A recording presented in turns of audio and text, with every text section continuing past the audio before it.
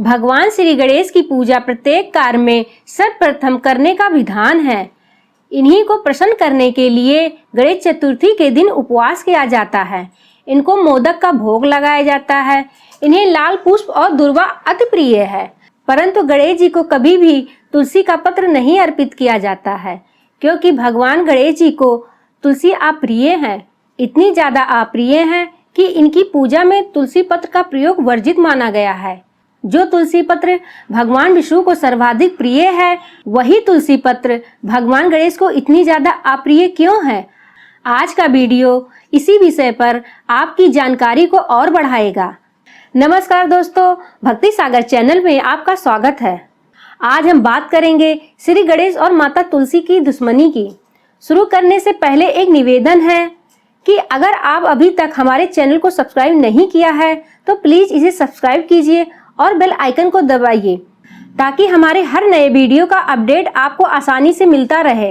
तो आइए आज का वीडियो शुरू करते हैं। भगवान श्री गणेश को तुलसी क्यों अर्पित नहीं की जाती है, इसके पीछे एक रोचक पौराणिक कथा है। आइए सबसे पहले आपको वह कथा सुनाते हैं।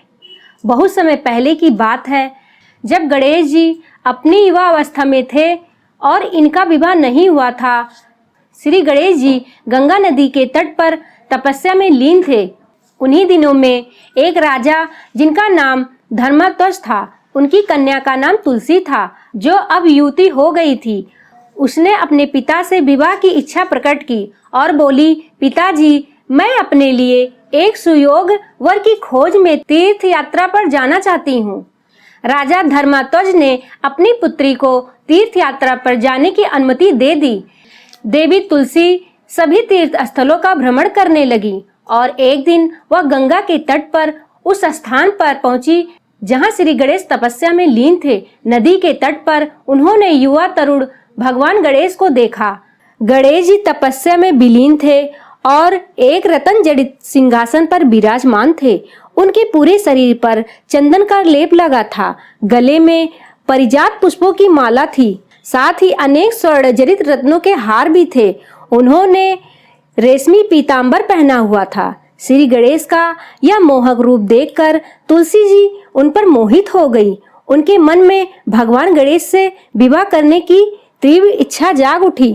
वह गणेश जी के पास गई और उन्होंने प्रेम भरी वाणी से गणेश जी को पुकारा।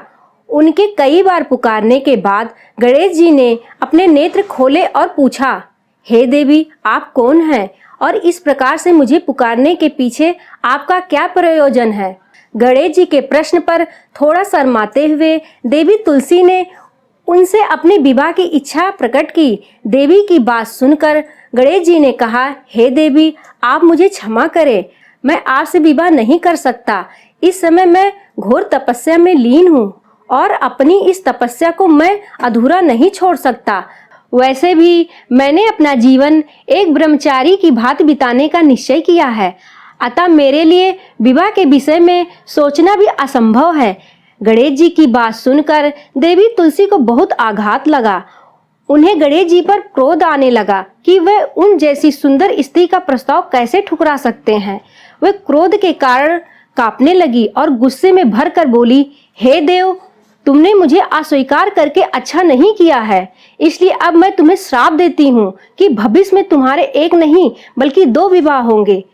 भगवान गणेश वैसे तो सहज और कोमल स्वभाव के थे, लेकिन अपने प्रति देवी तुलसी का यह श्राप सुनकर वह भी क्रोधित हो गए और उन्होंने भी तुलसी को श्राप दिया कि हे तुलसी, सुनो, मैं पार्वती पुत्र गणेश तुम्हें श्राप देता हूँ कि भविष्य में तुम्हारा विवाह एक राक्षस से होगा और तुम्हें दुख और कष्ट भी भोगने होंगे।